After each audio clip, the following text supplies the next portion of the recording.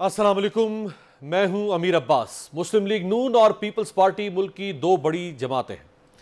ये मरकज और सूबों में कई बार बरसर इक़्तिदार आ चुकी हैं। पाकिस्तान की इंतखाबी तारीख ये बताती है कि अगर किसी वजह से मुल्क में इन जमातों की हुकूमत ना हो तो ये जमातें अलायंस बनाती हैं और तहरीक चलाती हैं, जैसा कि बहाली जमहूरियत, मिसाक जमहूरियत और मिसाक मईशत इसी सिलसिले की कड़ी है। लेकिन जब भी मुल्क में आम इंतखाबात का मौसम आता है तो इन दोनों में खींचातानी शुरू हो जाती है। इन दोनों जमातों के रहनुमा एक दूसरे पर इल्जाम तराशी में हद से गुजर जाते हैं।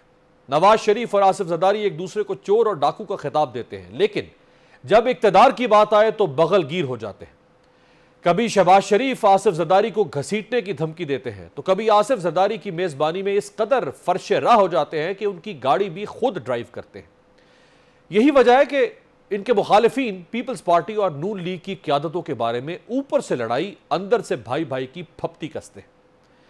दूसरी जानिब इनके इस तर्ज सियासत से इनकी अवामी मकबूलियत पर असर पड़ा और यही वजह है कि तहरीक इंसाफ अवाम में जगह बनाने में कामयाब हुई। इन दोनों जमातों ने एक साथ मिलकर विफाक में तहरीक इंसाफ की हुकूमत को चलता किया और 16 महीने इक्तदार का झूला झूलते रहे।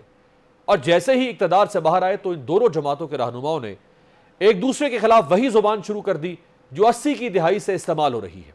माजी की जुबान तो आपने कई बार सुन रखी है, गुज़श्ता 3 हफ्तों में क्या जुबान इस्तेमाल हुई, अब जरा वो भी सुन लें। किस तरीके से जनरल पाशा साहब, चीफ जस्टिस इफ्तिखार चौधरी और एक सियासी जमात मिलके आरओ इलेक्शंस करवा के 2013 में पाकिस्तान पीपल्स पार्टी को गैर जमहूरी तरीके से इस सूबा से निकाला गया। क्या 2013 में पीपल्स पार्टी निकली है पंजाब से? 2008 में कहां थी वो? 97 में कहां थी वो? 93 में कहां थी वो? 88 में कहां थी वो? पंजाब से उखड़ चुकी थी बरसों पहले से। अगर कोई अपने वोट को इज्जत दो के नजरिए से भागा है तो इसमें हमारा क्या कसूर है? हम तो यही कहते हैं कि इलेक्शन हो और इस्लामी जमहूरी इत्तेहाद की तर्ज पे ना हो, 9 सितारे फिर ना इकट्ठे किए जाए। हमने कभी बैसाखियों की तलाश नहीं की। कुछ लोगों को, कुछ पार्टियों को हमेशा बैसाखियों की तलाश होती है कि हम बैसाखियों के जरिए इक्तदार पे आए। वो एक ही बनेंगे, भट्टो जिंदा है। भट्टो जिंदा नहीं है, खुदा के लिए भट्टो मर चुके हैं और उनकी कारकर्दगी अल्लाह ताला के फजल और करम से हमेशा 0/0 ही रही है। कि भट्टो जिंदा के नारे के अलावा कभी वो ये नहीं बता सकेंगे कि हमने जनाब इस मुल्क के लिए मोटरवेज दी, हमने इस मुल्क की इलेक्ट्रिसिटी जो है वो उसको पूरा किया, हमने इस मुल्क से बेरोजगारी का खात्मा किया। जो बेजमीर लोग हैं उनके लिए भुट्टो मे बी ना हो, मर चुका हो, लेकिन जमीर वालों के लिए, उनके लिए भुट्टो आज भी जिंदा है। ये बिलावल साहब का एक तरीका वारदात है कि वो जब उन्होंने कोई बात मनवानी होती है या उनकी कोई डिमांड होती है तो वो चौथा गियर लगा लेते हैं और फायर खोल देते हैं। आपको याद है कि एक दफा पहले भी उन्होंने, जब वो हुकूमत में वजीर खारजा थे शहबाज शरीफ के, तब भी उन्होंने जो है वो शहबाज साहब के बारे में जो है वो गुफ्तगू की थी। उसके बाद अगले दिन उनको कराची पैकेज के अरबों रुपए मिल गए थे, तो उन्होंने कहा कि काश हमारा जो है वो शहबाज शरीफ जो है वो हमारे वजीर आजम हमारे भी होते हैं, हमारी पार्टी में आ जाए। यहाँ तक उन्होंने कहा। हमारा एक इत्तेहादी के बारे में कहा जाता था कि जब वो मुश्किल में है वो तो पांव पकड़ते हैं, मगर जब मुश्किल से निकलते हैं वो गला पकड़ते हैं। और ख्वाजा साद रफीक ने भी एक ट्वीट की जिसमें पीपल्स पार्टी की तरफ इशारा करते हुए कहा कि अशराफिया को खरीद कर एक सूबा कंट्रोल करना कौन सी अवामी सियासत है। दोनों जमातों का तर्ज सियासत एक बार फिर ज़ेर बहस है। इस पर बात करने के लिए हमारे साथ मौजूद हैं पाकिस्तान मुस्लिम लीग नवाज के ऑनरेबल सेनेटर और मरकज़ी रहनुमा सेनेटर जावेद अब्बासी साहब। बहुत शुक्रिया अब्बासी साहब। जब आप जानते हैं दोनों जमातों के सरकर्दा लोग के हमारी ये चीज़ अब पॉइंट आउट हो चुकी है, हम क्यों बार बार अपना स्टांस बदल रहे हैं? इस पे क्यों नहीं कम से कम आप अपनी पार्टी की हद तक तो बताएं ना, ये क्यों गौर नहीं हो रहा इस पे? सब हमें जरूर अपना प्रोग्राम देना चाहिए कि हम सब की कारकर्दगी क्या रही है और फिर हम आइंदा आएंगे तो अवाम में क्या लेके जा रहे हैं। और मुस्लिम लीग और पीपल्स पार्टी ने अभी दोनों ने पीडीएम के अंदर हुकूमत की है, इनके लिए तो बड़ा लाजम है कि वो इतना जल्दी एक दूसरे को ताने ना दें। इतना अच्छा नहीं लगता ना एक दूसरे की लीडरशिप बात करें। मेरा ख्याल है कि हमें मामले में इस्तेमाल करना चाहिए। अगर पीडीएम की हुकूमत में कोई अच्छा काम हुआ है तो उसका क्रेडिट सारी पीडीएम की जमातों को जाएगा, और अगर नाकामी हुई है तो फिर भी पीडीएम के सारी लीडरशिप को, सारी जमातों को नाकामी भी लेनी पड़ेगी। अवाम जानते हैं, अवाम बहुत ज्यादा होशियार हैं, उनको पता है। और ये अवाम के इश्यू नहीं है कि मैं अपना आज जो मैं खुद कुछ ना कर सकूं और मैं इल्जाम किसी और को दूं। इस मुल्क के बड़े मसाइल हैं, इस मुल्क के बहुत इकानमी के मसाइल हैं, गवर्नेंस के मसाइल, आज जो महंगाई है पाकिस्तान के अंदर, वो सारे लीडरशिप हम सारे अपने अपने वक्तों में हुकूमत में रहे, लेकिन इसका हल तलाश नहीं कर सके। बदकिस्मती से आज जहां हमारा मुल्क फंसा हुआ है। बिल्कुल बजाव फरमा रहे हैं। मेरा ख्याल आपने एक बड़ी अहम हकीकत जो है हमारे निज़ाम की खामी की, वो हकीकत आपने सामने रखी है। लेकिन अब्बासी साहब, ये जो तहरीक इंसाफ के चेयरमैन की तरफ से खास तौर पे आज से चंद साल पहले आपके लिए एक लफ्ज़ इस्तेमाल किया गया था और वो मुकमुका का लफ्ज़ था, यानी इन दोनों जमातों का मुकमुका है, तो अब ये तासुर खास तौर पे ये जो आज 3 हफ्तों में हमने देख लिया हालिया, ये तासुर तो मजबूत हो रहा है ना कि मुकमुका है। इक्तदार के लिए चोर डाकू सब भूल जाएंगे, जैसे ही बाहर आएंगे वोट लेने के लिए तुम चोर, वो कहेगा नहीं तुम डाकू। गवर्नेंस पैदा करने के लिए इस मुल्क की एजुकेशन के बारे में, हेल्थ के बारे में पॉलिसीज मिलकर देनी चाहिए थी। बनस्बत हम एक दूसरे को इल्जाम कर, ये बदकिस्मती है कि हम सारे पाकिस्तान की लीडरशिप जो है वो हमेशा से एक दूसरे को इल्जाम देने में, एक दूसरे के खिलाफ केसेस बनाने में, एक दूसरे को बुरा भला कहने में, हम सारी कंपेन दूसरे को नीचा दिखाने में करते हैं, ना कि ये कहते हैं कि हमारी कारकर्दगी ये रही है और ये हमारा प्रोग्राम है, जब आएंगे तो हम जिक्र करेंगे। उस पर कोई तवज्जो नहीं, और तवज्जो सारी है कि बस एक दूसरे के ऊपर जब जितना बुतान ला सके, दाम लगा सके, बुरा भला कह सके। मेरा ख्याल है तमाम लीडरशिप को अब इस मामले से इस्तेमाल कर यही नुक्ता। इसी पे मेरा आपसे सवाल ये है अब्बासी साहब कि अगर आप यानी मुस्लिम लीग नून पीपल्स पार्टी से ये इख्तलाफ करे या पब्लिकली कहे कि जी उनका हेल्थ रिफॉर्म ठीक नहीं है, हमारा हेल्थ रिफॉर्म गलत है, या हमारा हेल्थ रिफॉर्म बेहतर है उनका गलत है, या हमारी एजुकेशन पॉलिसी बेहतर है और उनकी एजुकेशन पॉलिसी गलत है, तो इसके ऊपर किसी को एतराज नहीं है। आप उनको बुरा भला कहें, वो आपको बुरा भला कहें। लेकिन जब आप ये कहें कि वो चोर है आसिफ जरदारी, और आसिफ जरदारी का बेटा ये कहे कि आप जनरल पाशा के साथ मिलकर आप तो डिक्टेटर की पैदावार हैं, ये तो बड़े सीरियस इल्जाम आते हैं ना, इनके ऊपर कैसे लोग भूल जाएं इन बातों को। पॉलिसी पर तो बात कर सकते हैं, लेकिन हमारे एक दूसरे की शख्सियत को हम इल्जाम देंगे, इस सियासत को दुश्मनी में बदलेंगे, इस सियासत में बेचैनी लाएंगे, इस सियासत में जो असल मसाइल है उनसे तवज्जो हटाने के लिए ऐसे नन इशू को हम उठाएंगे, तो ये पाकिस्तान और पाकिस्तान की आवाम की कोई खिदमत नहीं है। मैं इत्तेफाक करता हूँ और अपील भी करता हूँ कि सब इस्तेमाल करें। कल नवाज शरीफ साहब ने पार्टी कारकुनों से भी खिताब किया और उसमें उन्होंने फिर जनरल बाजवा का जिक्र किया, जनरल फैज़ हमीद का जिक्र किया और कहा कि जी ये बड़ा जुर्म है जो उन्होंने किया और उनको छोड़ देना बड़ा जुल्म होगा। सर, आपने खुद पीटीआई के साथ मिलकर जनरल बाजवा को एक्सटेंशन दी, जिस पर मरियम बीबी ने कहा कि मैं इस गुनाह में कम से कम शामिल नहीं थी, और आपकी पार्टी में से कुछ लोग उस वक्त कहते रहे, यानी जो अब नहीं है आपकी पार्टी जो पार्लियामेंट में, उस वक्त आपके एमएनएस कुछ कहते रहे कि भाई हम गलत करने जा रहे हैं, लेकिन मियां साहब का ही फैसला था कि हाँ हमने एक्सटेंशन देनी है। जी, ये एक बदकिस्मत फैसला जाहिर है पार्टी ने किया है, पार्टी इसकी रिस्पॉन्सिबिलिटी लेनी चाहिए। ये बात बिल्कुल ठीक है कि मैं उन मीटिंग में बहुत सारे लोगों का ये ख्याल था कि ये एक्सटेंशन का मामला नहीं होना चाहिए, और मियां साहब ने रईस शरीफ के मामले में एक्सटेंशन नहीं दी थी पाकिस्तान में, उन्होंने इस बात पे उसका स्टैंड था। लेकिन 12 इस बाजवा साहब की एक्सटेंशन में और इस कानून बनाने में अगर हम शामिल ना होते तो ज्यादा बेहतर होता, लेकिन बहरहाल ये सच और हकीकत यही है कि ऐसा हुआ है। लिहाजा अब इसके बारे में मैं इससे वाजिद साहब, वैसे आप इतना सच मान रहे हैं, वैसे ये पार्टी हजम नहीं करती इतना सच जितना आप बोल रहे हैं।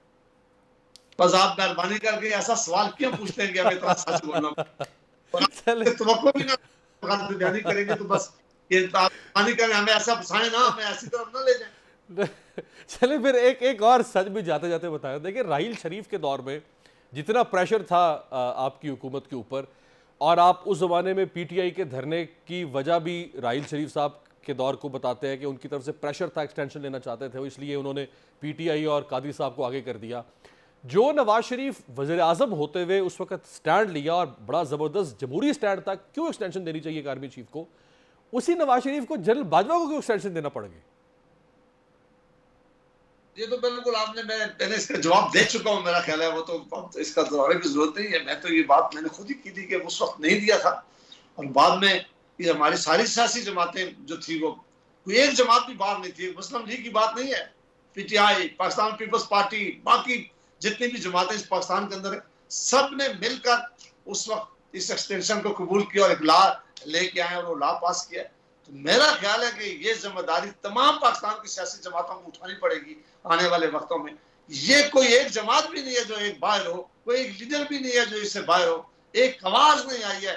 मैंने पार्लियामेंट में उस वक्त जो इत्तेफाक देखा, मैंने कभी पार्लियामेंट में पहले ऐसा इत्तेफाक नहीं देखा था।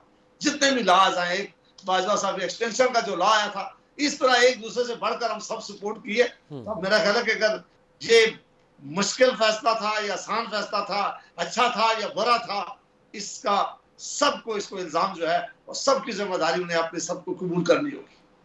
बिल्कुल ठीक है। आखिर में इलेक्शन के ऊपर मैं आपकी राय जानना चाहूँगा, और ख़ास तौर पे इलेक्शन में आपको जिस तरह कंट्रोवर्शियल किया जा रहा है। बिलावल साहब ने एक बात की, पहले उन्होंने नाम नहीं लिया था आपकी पार्टी का, अब उन्होंने खुल के कुछ कह दिया है, मैं चाहूँगा ज़रा वो सुन लें आप। फील्ड की जो डिमांड है ये किससे है? इलेक्शन कमीशन से है, एस्टैब्लिशमेंट से है या सुप्रीम कोर्ट से है? तो ये तो क्लियर करें। मुस्लिम लीग नवाज से है। नून लीग से एतराज है लेवल प्लेइंग फील्ड के बारे में।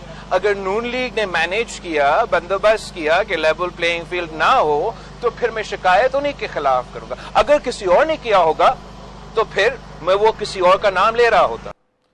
जी अब्बासी साहब, पहले जब बिलावल साहब ने कहा कि लेवल प्लेइंग फील्ड नहीं मिल रहा, तो कुछ लोगों ने कहा अच्छा इनकी मुराद शायद इस्टेब्लिशमेंट की तरफ इशारा होगा, कुछ ने कहा नहीं पीएमएलएन की तरफ होगा।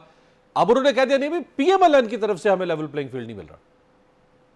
मेरा ख्याल आप समझ गए हैं उनका इशारा किधर।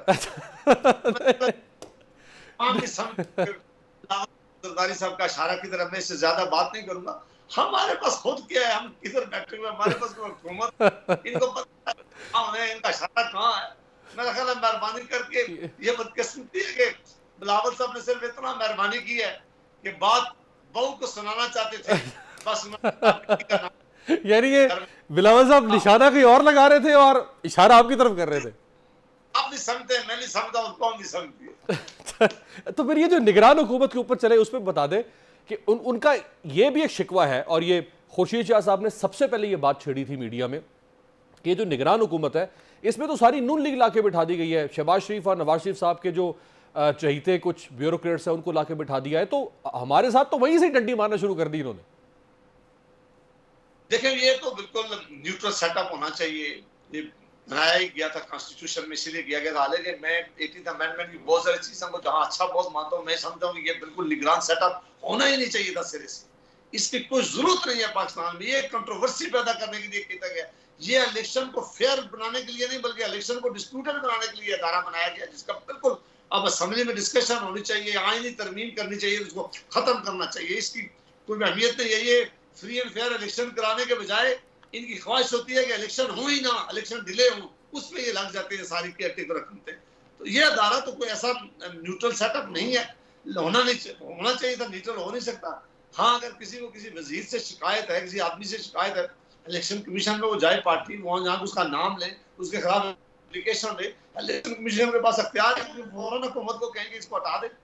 हर आदमी को हक है, हर जमात को हक है कि वो अगर वो समझते हैं कि कोई आदमी ऐसा है जो उनके इंटरेस्ट के खिलाफ काम कर रहा है, जो उसकी एफिलिएशन बहुत स्ट्रांग है, ये उसके लिए ऑप्शन ओपन है, उसे करना चाहिए। आखिर में जरा इलेक्शन का बता दें कि फरवरी में पीएमएलएन को यकीन है कि फरवरी या फरवरी से पहले इलेक्शन हो जाएगा। पीपल्स पार्टी तो वैसे ही कह रही कि पहले इलेक्शन हो, तो फरवरी, इसका मतलब है हम तैयारी कर लें पर हम भी इलेक्शन के लिए फरवरी कौन से साल की आप बात कर रहे हैं? आप, मुझे लगता है कि आपने अगली दफा सेनेटर नहीं बनना, आपने आखिरी बारी लेनी है। फिर नहीं, मुझे पता, देखें इलेक्शन तो अगर 90 डेज के अंदर होते तो फिर तो मैं समझता था कि आइन की एक प्रोविजन है, इसको रिस्पेक्ट होनी चाहिए थी, 90 डेज के अंदर होने चाहिए थे, हर सूरत होने चाहिए थी, कोई चॉइस नहीं थी। अब अगर ये 90 डेज से टाइम गुजर गया तो फिर किसने देखा कि ये कब जाकर होंगे? ये फिर तो मेरे पास कोई अख्तियार भी नहीं है और मैं कोई नजूमी भी नहीं हूँ कि मैं कोई बात बता सकूं। तो मैं इसलिए मेरे पास तो कोई इन्फॉर्मेशन नहीं है कि मैं बता सकूं कि अगर एक दफा 90 डेज से आगे गए तो कब तक जाएंगे। फिर आप बता सकते हैं, आप बड़े बाखबर आदमी हैं। अब्बासी साहब देखिए, आपने कहा कि कौन सा फरवरी, तो अगर आपको इलेक्शन वाले फरवरी का नहीं पता तो ये फिर मियां साहब के कौन से वाले अक्टूबर का पता है कि वापसी कौन से अक्टूबर में हो रही है? उसका फिलहाल तक तो पता है इंशाल्लाह। 2023 का अक्टूबर तो है, पक्की बात है। लेकिन मैं यही कहूंगा कि ये पाकिस्तान एक ऐसा मुल्क है, इसमें किसी वक्त भी कुछ हो सकता है। यहाँ प्रिडिक्शन आदमी कल की भी नहीं कर सकता। यहाँ हालात इतनी तेजी से चीजें बदलती हैं, यहाँ पता है क्या क्या मामला चलते हैं। फिलहाल तक फैसला है, पार्टी ने यही किया है, लीडरशिप का फैसला है, और हमें यकीन है कि इंशाल्लाह इसी तरह। चले, बहुत बहुत शुक्रिया भाई साहब। आप जैसे लोग अगर सियासत में होंगे, जो बहरहाल अपनी पार्टी में रहते हुए भी वो बातें कह जाएं जो शायद पार्टियां कबूल नहीं करती, तो यही एक आखिरी उम्मीद रहती है, आप जिसको जमहूरियत कहते हैं, उसमें शायद कहीं इख्तलाफ राय होगा और चीज़ें बेहतर हो सकती हैं। बहुत बहुत शुक्रिया। सेनेटर जावेद अब्बासी साहब हमारे साथ मौजूद थे। ब्रेक पर जाते हैं, ब्रेक से वापसी पे अली मोहम्मद खान हमारे साथ होंगे।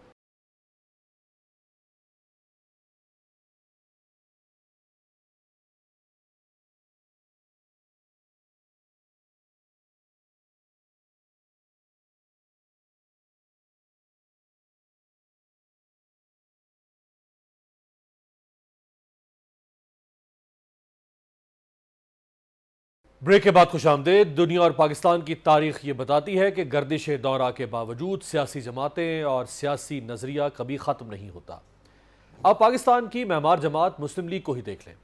मुस्लिम लीग हालात की गर्दिश का शिकार रही, नाम बदलती रही, लेकिन आज भी उसी नाम से किसी न किसी तरह मौजूद है। पाकिस्तान पीपल्स पार्टी की क़यादत सूली चढ़ गई, बेनज़ीर भुट्टो शहीद हुई। बदतरीन हालात के बावजूद ये जमात दोबारा उभरी। अवामी नेशनल पार्टी आज मौजूद है। जमीयत उलमा इस्लाम में से कई हिस्से निकले, लेकिन जमीयत उलमा इस्लाम मौजूद है। मुस्लिम लीग नून के कायद नवाज शरीफ बार बार इक़्तिदार से निकाले गए, उनकी जमात भी बदतरीन हालात से दोचार हुई, लेकिन खत्म होने के बजाय पहले से ज्यादा ताकतवर होकर आज भी मौजूद है। हालिया दौर में पाकिस्तान की सबसे बड़ी सियासी जमात कहलाने वाली तहरीक इंसाफ भी इन्हीं हालात से दोचार है। इस जमात को ताकत और इक़्तिदार दोनों मिले, लेकिन फिर ये कुछ इस तरह जवाल का शिकार हुई जैसे खिज़ां के पत्ते झड़ते हों। तारीख इस बात का फैसला करेगी कि पीटीआई किसी साजिश का शिकार हुई या खुद उसकी क़यादत के गलत फैसले उसके जवाल का सबब बने। तहरीक इंसाफ के ज़्यादातर मरकजी रहनुमा या मुक़य्यद हैं या पार्टी छोड़ चुके हैं। इस पार्टी के बतन से तहरीक इंसाफ पार्लियामेंटेरियन, इस्तेहकाम पाकिस्तान पार्टी और पीटीआई हकीकी जन्म ले चुकी हैं। पीटीआई छोड़ने वालों की बड़ी तादाद इस्तेहकाम पाकिस्तान पार्टी में शामिल हो चुकी है। इस वक्त मुल्क आम इंतखाबात की तरफ बढ़ रहा है, चुनांचे यहां यह सवाल पैदा होता है कि तहरीक इंसाफ का मुस्तकबिल क्या होगा। तकरीबन 80 दिन जेल में गुजारने और मुतअद्दिद बार गिरफ्तार होने वाले साबिक वफाकी वजीर पीटीआई के रहनुमा अली मोहम्मद खान साहब हमारे साथ मौजूद हैं। बहुत शुक्रिया अली मोहम्मद खान साहब। मुश्किल वक्त है, बहरहाल बहुत सारी सियासी जमातों पर आया है, आपकी जमात पर भी है, उसका एक सियाको सबाक है, कॉन्टेक्स्ट है, मैं उसको नहीं दोहराना चाहता। आज कहाँ खड़ी है आपकी जमात सर? बहुत शुक्रिया अमीर अब्बास साहब। अल्लाहुम्मा सल्लि व सल्लिम मुबारक अला सय्यिदिना मोहम्मद व अला आलि मोहम्मद। मेरे ख्याल में तहरीक इंसाफ पहले से ज़्यादा मजबूत है, इंटैक्ट है, वर्कर इंटैक्ट है, वोटर बेस इंटैक्ट है, लोगों के दिलों में ज़्यादा घर कर चुकी है। और आइडियोलॉजी और बॉडी, उसमें एक डिफरेंस होती है कि आप आइडियोलॉजी को फिजिकल टॉर्चर या तकलीफ से काउंटर नहीं कर सकते। आइडियोलॉजी को आइडियोलॉजी ही काउंटर कर सकती है, नजरिए को नजरिया मार सकता है, बदन की मार नजरिए को नहीं मार सकता है, क्योंकि वो उसको और जला बख्शता है।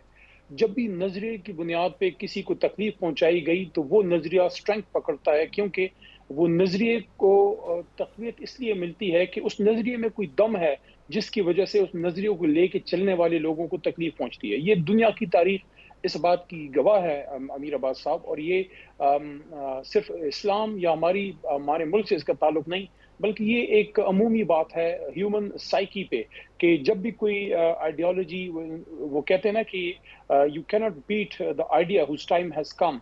तो मेरे ख्याल में तहरीक इंसाफ पहले से तवाना है। हाँ, कुछ लीडरशिप को जाना पड़ा, हमारे कैडर में मसले मसाइल हैं, लोगों पे पर्चे हैं, बहुत से लोग अभी भी कुछ रुपोश हैं, कोई फेस कर रहे हैं, कोई जेल में है, किसी को जमानत मिल गई। लेकिन बहरहाल मैं समझता हूँ कि हमारी कम अज़ कम मुल्क की तारीख तो इस बात की गवाह है कि कभी भी पाबंदियों से जमातें ख़त्म नहीं हुई। जमात एक ही वजह से ख़त्म हो या कमज़ोर हो सकती है, और वो क्या है? देखें, एक मिनट और, कि जुल्फ़िकार अली भुट्टो साहब, मैं कभी पीपल पार्टी का ना वर्कर रहा, ना वोटर रहा, ना सपोर्टर रहा, ना कभी उस जमात की आइडियोलॉजी को उसका मैं परस्तार रहा। लेकिन एक बात है कि भुट्टो साहब बड़े लीडर थे, तकलीफ से गुजरे, फांसी उनको लगी, उसके बाद वो जमात रही, बीबी साहबा 2 दफा हुकूमत में आई, काफी मुश्किलात का सामना रहा, लेकिन वो जमात जितने भी उन पे जुल्म हुआ वो खत्म ना हो सकी। खत्म कैसे हुई या कमजोर कैसे हुई? वो जमात जो कभी पूरे मुल्क में हुकूमत बनाती थी, वो कमजोर तब हुई जब उस जमात को हुकूमत का मौका मिला। 5 साल जरदारी साहब के नीचे उसने हुकूमत की और लोगों ने जब परफॉर्मेंस देखी और उन्होंने जांचा, फिर उनको पता लगा कि क्या भुट्टो जिंदा है सही मानों में। तो आइडियोलॉजी में तो होगा, जमीन पे जरदारी साहब ने भुट्टो साहब के नजरिए के साथ वो किया जो कभी जिया साहब भी ना कर सके। तो साबित ये हुआ कि अगर आप किसी जमात को चाहते हैं कि एक्सपोज हो, आप उसको 5 साल दें, उनको परफॉर्मेंस का मौका दें। अगर परफॉर्म कर दिया तो नूर अला नूर, वो तो मुल्क के लिए अच्छा हो गया। बिल्कुल नहीं करेंगे परफॉर्म तो अवाम रिजेक्ट करेगी। जब तक अवाम किसी को रिजेक्ट ना करे, जुल्म जबरदस्ती से किसी को आप खत्म नहीं कर सकते। बिल्कुल सही। लेकिन जैसे आप फरमा रहे हैं कि आप एक बड़ी तवाना जमात बन चुके हैं, मैं चले एक लम्हे के लिए मान लेता हूँ, आप कह रहे हैं आप दिलों में घर कर चुके हैं, मैं चले एक लम्हे के लिए भी मान लेता हूँ, आप कह रहे हैं आप बड़ी मजबूत आसाब के साथ उभर कर सामने आ रहे हैं, मैं चले ये भी मान लेता हूँ। इस सब के बावजूद जब तक आप बैलेट पेपर में नहीं होंगे तब तक इस तवानापन का, इस मजबूती का, दिलों में घर करने का कोई फायदा नहीं। Politics without power is nothing. सियासत में इक़्तिदार नहीं मिलेगा तो सियासत तो फिर असगर खान बहुत बड़े सियासतदान थे, नवाबजादा नसरुल्लाह बहुत बड़े सियासतदान थे, बगैर इक़्तिदार के फिर क्या होगा? नजरिए जो है उसकी कोई शेल्फ लाइफ नहीं है, और जब तक नजरिया खुद एक्सपोज ना हो कभी भी आप उसको खत्म नहीं कर सकते एडमिनिस्ट्रेटिव मेजर्स लेकर। जहां तक हमारी तहरीक का ताल्लुक है, हमारा बल्ला सलामत है। वो तो उस दिन इलेक्शन कमीशन में वो आ गई बात सामने कि Tehreek Insaf will stay on the ballot paper. Bat हमारा बल्ले का निशान मौजूद है, जमात हमारी मौजूद है।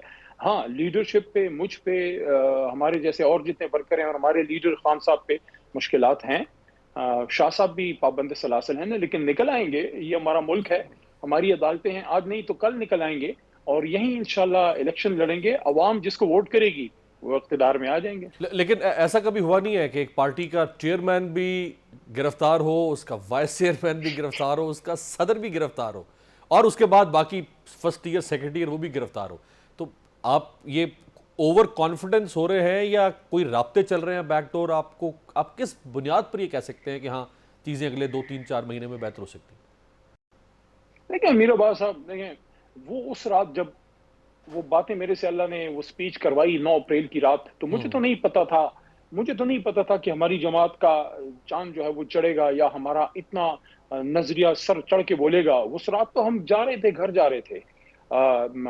बज़ाहिर तो इंसानी आंख को नजर आ रहा था कि इमरान खान के इक़्तिदार का सूरज गरूब हो रहा है, लेकिन दुनिया ने देखा कि उसके अगले दिन पाकिस्तानी निकले, लीडरलेस निकले, क्योंकि लीडर तो घर पे था। अगले दिन एहतजाज पे पूरे मुल्क में निकले और पाकिस्तान तहरीक इंसाफ के उस नजरिए को लोगों ने लिया कि हाँ ठीक है, परफॉर्मेंस पे बातें तो करेंगे, उसमें कुछ अच्छा कुछ बुरा उस पे तो बात करेंगे, लेकिन जिन चीजों पे तहरीक ने स्टैंड लिया है, पीटीआई गवर्नमेंट ने, तो उस पे कौम उसके साथ खड़ी होगी। अब आप कह रहे हैं कि देखें हमारा मुल्क है, हमने इधर रहना है, आज नहीं तो कल इलेक्शन होना है और ये हमारा मुल्क है, हमारे इदारे हैं, हमारी जुडिशरी है। जो चीजें गलतियां हुई हैं उस पर मैं क्लियरली कह रहा हूँ, गलतियों से जब तक हम सीखेंगे नहीं। देखिए कुछ चीजों को हम बेहतर कर सकते थे, जैसे अभी ये बच्चा जो अमार फौत हुआ है उसको बेहतर तरीके से उस मामले को हैंडल किया जा सकता था, उसके वालिद को मिलने दिया जाता या उसको ले जाते, वो बच्चा आखिरी सांस से बाप की गोद में ले लेता। कुछ चीजें हुकूमत को करनी चाहिए कि यार there has to be a time जब हम रियलाइज करें कि दोनों तरफ मामलात को ठीक करने की कोशिश हो। हमने तो ये बात की, मैंने भी 2-3 प्लेटफॉर्म्स पे, बड़े प्लेटफॉर्म्स पे ये बात की कि हम जब इक़्तिदार में आएंगे हम जाती इंतकाम नहीं लेंगे, हम किसी को जाती इंतकाम का निशाना नहीं बनाएंगे। हाँ, मुल्क का जिसने नुकसान किया है इदारा जाती तौर पे अदालतों के जरिए वो अपना जवाब देगा, लेकिन जो इस तरह के वाकयात होंगे, आप मुझे बताएं, मेरे जैसे लोग जो चाह रहे हैं कि ये सिस्टम आगे बढ़े और एक मौका मिले, हम जैसे लोगों के लिए ब्रीदिंग स्पेस इससे कम हो जाती है। जो हम जैसे लोग ये बात करते हैं कि नहीं इंतकाम नहीं, हमने मुल्क को आगे लेके जाना है, लेकिन दूसरी तरफ से तो भी तो इसका एहसास हो, हुकूमत की तरफ से भी तो एहसास हो। अगर रोज पर्चे होंगे, रोज लोग गायब होंगे, जैसे अभी शेख रशीद साहब गिरफ्तार हुए हैं, आप मुझे बताएं, सबसे पुराने पॉलिटिशियन है, शायद जिंदा पॉलिटिशियन में सबसे एक्सपीरियंस आदमी है। 50 की दिहाई से अयूब खान के जमाने से सियासत कर रहे हैं। अदालत में भाई पेश कर दें। अच्छा, दूसरा है वो सदाकत अब्बासी, बेचारा मरी के इलाके से, वो एक वर्कर है, पॉलिटिकल वर्कर है, उसने जो कुछ किया अदालत में पेश कर दें, पेश कर दें। ही तो डिफेंड हिमसेल्फ। इसका मतलब है मसला मकबूलियत का तो नहीं है, मसला तो कबूलियत का भी है ना। देखिए, कबूलियत तो उस बड़े दरबार में जो ऊपर है, और जो सरकारी दो आलम हज़रत मोहम्मद मुस्तफ़ा सल्लल्लाहु अलैहि वसल्लम, उनके वहाँ मकबूलियत जो है वो असल मकबूलियत है। सही। जब वहां से हुक्म होगा तो इक़्तिदार मिल जाएगा, सारे जब रास्ते इक़्तिदार मिलेगा, खुल जाएंगे। जब इक़्तिदार मिलेगा तो सही। फिर पाकिस्तान की मफाद के लिए फैसला साजी करेंगे। अपनी गलतियों से सीखा है, हमने देखा है, लेकिन क्या और लोग भी अपनी गलतियों से सीख रहे हैं, ये बड़ा सवाल है। अब चूंकि इंतखाबी सियासत में जोड़ तोड़ और सिंध में इत्तेहाद बन रहा है, पीपल्स पार्टी पंजाब में लैंड कर गई है, मियाँ साहब वापस आ रहे हैं 21 अक्टूबर को, ये ज़रा नासिर हुसैन शाह साहब पीपल्स पार्टी के मरकजी रहनुमा हैं, उन्होंने क्या फरमाया ये दिखाएं। पीटीआई से पीपल्स पार्टी का कोई इत्तेहाद नहीं है, ना ही ज़ेरे गौर है। हम किसी ऐसे उससे इत्तेहाद नहीं कर सकते जो मुल्क की सालमियत के खिलाफ पॉलिटिक्स करे, जिन्होंने हमारे इदारों पे हमले किए, जिना हाउस हमला किया, कोर कमांडर हाउस पे हमला किया, जीएचक्यू पे हमला किया, जो हमारे शोहदा थे, जिन्होंने दिफा किया, जिन्होंने खुद अपने बच्चों को यतीम किया और हमारी हिफाजत के लिए उनकी जो चीजें थी उनको नुकसान पहुंचाए, ऐसे लोगों से हमारा इत्तेहाद नहीं है। अली मोहम्मद खान साहब, नून लीग के साथ तो आप बैठ नहीं सकते, ना वो आपके साथ बैठ सकती है। दूसरी जमात बड़ी पीपल्स पार्टी थी, वो जहां मौका मिलता है वो आपको एक दहशतगर्द जमात के तौर पे सामने रखते हैं, वो मिलिटेंट विंग कह देते हैं आपको सियासत का। बाकी जमातें छोटी हैं, वो शायद इतने मानी नहीं रखती हैं। तो फिर आप इंतखाबी सियासत में क्या अकेले आइसोलेशन में या कोई और अलायंस बनेगा, कैसे होगा? यार अमीर अब्बास, ये तो क्या कोई बात नहीं है कि अकेले हम हो जाएंगे, या अकेले अकेले ही तो खान खड़ा था। अकेले हमने 27 साल सियासत नहीं की। हमारे तो दीन के मिसाल हजरत इमाम हुसैन रज़ियल्लाहु ताला अन्हु अकेले नहीं खड़े थे। तो अकेला होना क्या है उसमें? तो हजरत अली रज़ियल्लाहु अन्हु ने फरमाया ना कि हक पे रास्ते के अकेले रह जाओ, तो इसमें कोई फिक्र परेशानी की बात नहीं है। तो वो तो कोई बात नहीं है, लेकिन मैं एक चीज है ना, कोई और बात करे तो करे, लेकिन नासिर हुसैन शाह साहब जो है बड़ा संजीदा मिलनसार किस्म के सॉफ्ट स्पोकन आदमी है, उनसे मुझे ये नहीं एक्सपेक्ट करता कि वो ऐसी बात करें। लेकिन मैं एज अ तहरीक इंसाफ के एक अदना कारकुन के एक ऐसे आदमी के जिसको अल्लाह ने मौका दिया, मैं कोई इस काबिल नहीं हूँ, मैं इस मट्टी के बराबर नहीं हूँ, लेकिन मेरे जैसे बंदे को अल्लाह ने मौका दिया कि काबीना में बैठा, वहां पे बैठ के मैं आपको ये कहता हूँ, मैं किसी पाकिस्तान की बड़ी या छोटी जमात को पाकिस्तान से गैर वतन नहीं समझता। मैं नासिर हुसैन शाह साहब हमें जो भी कहें, मैं उनको, उनकी जमात को महब वतन पाकिस्तानी समझता हूँ। बात सिर्फ पॉलिसीज की है। आप हम पे इस तरह की बातें करें, देखें मेरे लीडर इमरान खान ने तो आज तक इधर हम उधर तुम का नारा नहीं लगाया नासिर हुसैन शाह साहब, ना हमारे लीडर ने कभी, खुदा न खास्ता, जिस तरह जब राजीव गांधी का दौरा था पाकिस्तान का और कश्मीर हाउस के बोर्ड उतारे गए बेनजीर भुट्टो साहबा के दौर में, हमने तो नहीं किया, लेकिन उसके बावजूद मैं आप सबको महब वतन समझता हूँ। वो उस दौर की पॉलिसीज होंगी, कुछ सही कुछ गलत, कुछ सही रिपोर्ट हुआ होगा, कुछ गलत रिपोर्ट हुआ होगा। बात यह है कि मुकाबला इसका नहीं है कि आप महब वतन है या मैं, मुकाबला इसका है, महब वतन हम सब हैं। मुकाबला खिदमत का है कि मैं अच्छा परफॉर्म कर पॉलिसीज का, मंशूर का, गवर्नेंस का, कारकर्दगी का, मेरी जमात के पास प्रॉब्लम्स का सलूशन है या आपके पास सलूशन है? देखिए अमीर अब्बास, मुझे आप एक बात, हमारे तो 3.5 साल हो गए मरकज में। नासिर हुसैन शाह साहब की पीपल्स पार्टी को तो मैं जब भी पैदा भी नहीं हुआ, आलम अरवा में था, जब इनकी सिंध में तो कम से कम हुकूमत कंटिन्यूस चल रही है। अगर तो सिंध में सब खुश हैं, अगर तो सिंध में अस्पताल डिलीवर कर रहे हैं, अगर सिंध में करप्शन अब कम हो गई है, नौकरियां मेरिट, उसका जवाब अली मेरे पास वक्त खत्म हो गया। उसका जवाब पीपल्स पार्टी के पास एक ही होता है कि उनको चूंकि लोग मुंतखब करते हैं, वो कहते हैं यही पैमाना है, अगर हमें लोग मुंतखब कर रहे हैं तो किसी को कोई हक नहीं पहुंचता कि वो हम पर सवाल करें। बहुत बहुत शुक्रिया अली मोहम्मद खान साहब हमारे साथ मौजूद थे। एक तरफ कानून तहरीक इंसाफ को डील कर रहा है, दूसरी तरफ अवाम में एक बहुत बड़ी तादाद है जो तहरीक इंसाफ के साथ खड़ी है। अब कानून तहरीक इंसाफ को काबू कर लेगा या लोग तहरीक इंसाफ को बचा के निकाल सकेंगे, बहरहाल आने वाले दिन ही फैसला कर पाएंगे। एक ब्रेक पर जाते हैं, ब्रेक से वापसी पे राजा रियाज मुस्लिम लीग नून के का हिस्सा बन गए, माजी क्या था, ब्रेक के बाद।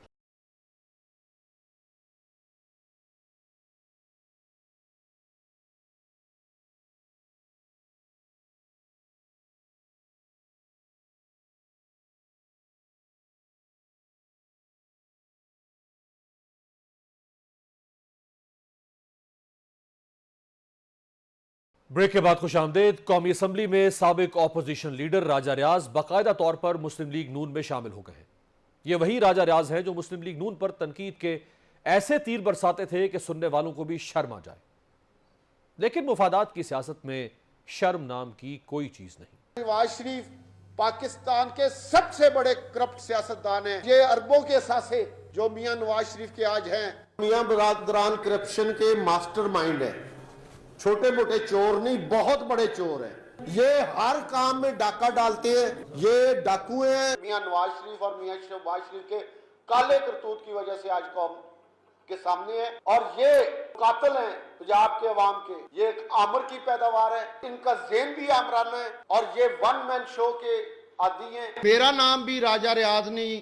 अगर लाहौर की सड़कों पर मैं आपको घसीटूं ना, मैं तुम्हें घसीट के और असेंबली के सामने संसार ना करूं। वो मुफाद परस्त लोग हैं और अपने मुफाद के लिए वो गए थे नून लीग में। सियासी लोटे हैं, जिस तरफ उन्हें अट्रैक्शन नजर आएगी, जिस तरफ उन्हें फंड्स, अपने जाती मफाद या अगली सीट नजर आएगी, वो उस तरफ जाएगी। अगस्त 2011 में राजा रियाज ने मियां नवाज शरीफ को पाकिस्तान का सबसे बड़ा चोर और करप्ट करार दिया था। दिसंबर 2012 में राजा साहब ने शरीफ बरादरान को करप्शन का मास्टरमाइंड करार दिया था। दिसंबर 2011 में राजा रियाज ने मियां नवाज शरीफ और शहबाज शरीफ को पंजाब के अवाम का कातिल करार दिया था। मार्च 2012 में राजा रियाज ने मियां बरादरान को पंजाब असेंबली के सामने घसीटने और संसार करने की धमकी दी थी। दिसंबर 2011 में राजा रियाज ने नून लीग में शामिल होने वालों को लोटा करार देते हुए कहा था कि ये मुफाद परस्त लोग हैं, इन्हें जहां फंड्स, जाती मुफाद और अगली सीट नजर आएगी वो वहीं जाएंगे। और सितंबर 2023 में राजा रियाज ने शरीफ बरादरान को पाकिस्तान का मसीहा करार दिया है। मैं मियां नवाज शरीफ साहब, मियां शहबाज शरीफ साहब का शुक्रिया अदा करता हूं कि उन्होंने मेरे पे एतमाद किया है। इंशाअल्लाह ताला पाकिस्तान मुस्लिम लीग नून की बेहतरी, मजबूती और मियां नवाज शरीफ साहब के इस्तकबाल के लिए, जिस तरह पूरा पाकिस्तान इस वक्त मुतरक है, मैं भी अपना इसमें आज के बाद मैं इसका हिस्सा हूँ। पीपल्स पार्टी से तहरीक इंसाफ और अब मुस्लिम लीग नून की कश्ती में छलांग लगाने वाले राजा रियाज को गर्मजोशी से अपनाने वाली ये वही मुस्लिम लीग नून है जिसके कायद नवाज शरीफ ने मई 2019 में सख्ती से कहा था कि सियासी लोटों को अब पार्टी में नहीं लिया जाएगा। तशवीश की बात यह है कि कुछ अरसा कबल जब राजा रियाज ऑपोजिशन लीडर और तहरीक इंसाफ का हिस्सा थे तो उन्होंने मई 2022 में एक टीवी प्रोग्राम में दावा किया था कि मैं अगला इलेक्शन नून लीग के टिकट पर लड़ूंगा। यानी पीडीएम के 16 माह में राजा रियाज ने ऑपोजिशन लीडर नहीं बल्कि एक रबर स्टैंप का किरदार अदा किया। ये टेन्योर खत्म होने के बाद पाकिस्तान मुस्लिम लीग नून से मैं टिकट की दरखास्त दूंगा। अगर आपने टिकट लेना है मुस्लिम लीग नून से अगले इलेक्शन में, तो मुस्लिम लीग नून का जो वजीर आजम है शहबाज शरीफ साहब, आप उनकी ऑपोजिशन कैसे करेंगे? अभी तो मैं तरीके इंसाफ में हूँ। अभी तो मैं ये कौन मानेगा कि आप तरीके इंसाफ और राजा साहब आप तरीके इंसाफ में नहीं है? मैं तरीके इंसाफ में हूँ। राजा साहब इसीलिए बड़ी तनकीद भी होती रही ना, क्योंकि पहले आपने कह दिया था नून लीग के टिकट पर लड़ूंगा, फिर आप एक ऑपोजिशन की पोजीशन पे चले गए, तो लोग कहते रहे ये dummy leader of the opposition है, क्योंकि आखिर में लड़ना तो इलेक्शन आपने शेयर की टिकट पर है। आपके पास खबर होगी, मेरे पास ये। मुशर्रफ दौर में नवाज शरीफ ने गैर मुल्की मीडिया को इंटरव्यू देते हुए एक दावा किया था। जो खुशामद में इतना आगे बढ़ गए हैं कि मुशर्रफ साहब को कहते हैं कि सारी जिंदगी इनको सदर हो जाना चाहिए, एक दफ़ा नहीं 2 दफ़ा 4 दफ़ा इनको हम वर्दी में सदर मुंतखब करेंगे। ये तो खुशामदी टोला है, इनका अपने ज़मीर पता नहीं कहाँ चले गए हैं, ख़त्म हो गए हैं या अभी ज़िंदा हैं या नहीं है। तो ये तो सारी हदें फलांग गए हैं। ऐसे लोगों को वापस लेना तो डेमोक्रेसी के पाँव पे कुल्हाड़ा मारने के मुतरादिफ होगा। हम तो ऐसे लोगों को साथ मिलाने का कभी तसव्वुर भी नहीं कर सकते। ऐसे खुशामदी लोगों से जितनी जल्दी पाकिस्तान को छुटकारा मिल जाए। सियासी वफादारियां बदलने वाला खुशामदी टोला है। ऐसे लोगों को अपनी पार्टी में लेना जमहूरियत के पांव पर कुल्हाड़ा मारने के मुतरादिफ है। लेकिन जब मियां नवाज शरीफ वतन वापस लौटे तो दूसरी जमातों, बिलखुसूस कौफ लीग, परवेज मुशर्रफ की जमात से वफादारियां बदलने वालों को अपने दावों के बरक्स अपनी जमात में शामिल किया और सफ़े अव्वल में खड़ा किया। खुद नवाज शरीफ के बारे में बाद सियासी मुबस्सरीन का कहना है कि मियां नवाज शरीफ जमीयत उलमा पाकिस्तान में शामिल होना चाहते थे, लेकिन मौलाना शाह अहमद दुरानी ने इनकार कर दिया। फिर मियां साहब ने तहरीक इस्तकलाल ज्वाइन कर ली, लेकिन बादअज़ा मुस्लिम लीग जुनैजो में आ गए और फिर इस जमात को भी छोड़कर अपनी पार्टी मुस्लिम लीग नून बना ली। मरियम नवाज साहिबा भी कुछ अर्सा कबल तक लोटों का घेराव करने के लिए पुराज़म थी और कहा करती थी कि लोटों की जगह सिर्फ बाथरूम में है। नोटों का घेराव करेंगे इंशाल्लाह, नोटों को छुपने की जगह नहीं देंगे। ये नोटे जब जब अपने हलकों में जाएं, इनको ये एहसास दिलाओ कि ये कितना बड़ा जुर्म करके आए। मैं हाथ जोड़कर अपनी जमात से भी ये अर्ज करूंगी कि आइंदा किसी नोटे को टिकट नहीं देंगे। मेरे साथ ये वादा करो कि नोटों को वोट नहीं दोगे, क्योंकि नोटों की जगह बाथरूम्स में है। हमें क्या जरूरत है अल्लाह के फजलों का हमसे ऐसे लोगों को टिकट देने के जो नोटे जाएं और अपनी किस्मत आजमाई करें। पाकिस्तान में सियासतदानों का पार्टियां बदलना कोई नई बात नहीं, एक दूसरे को पार्टियां बदलने पर लोटे का खिताब देना भी कोई नई बात नहीं, बल्कि खुद बिला झिझक पार्टियां बदलने वाले दूसरों को लोटा कहते हैं। इस शर्मनाक रवायत की महज़ब दुनिया में कोई नज़ीर नहीं मिलती। दुनिया भर में सियासत उसूलों और अवामी खिदमत का नाम है, इसलिए इन जमहूरी उसूलों पर समझौता करने का कोई तसव्वुर मौजूद नहीं। इसको मुनाफकत तो कहा जा सकता है, जमहूरियत नहीं कहा जा सकता। आपसे मुलाकात होगी कल।